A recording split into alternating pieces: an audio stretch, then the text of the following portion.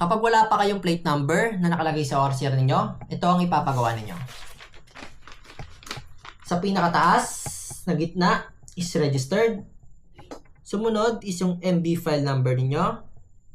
Sumunod sa kaliwa is yung region.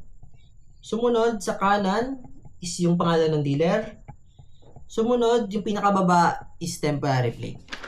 At ang kulay ng temporary plate ay white.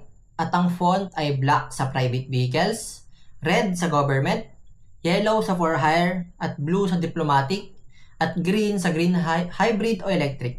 At ang sukat ng temporary plate ninyo ay 9.17 inches ang lapad at 5 inches ang taas.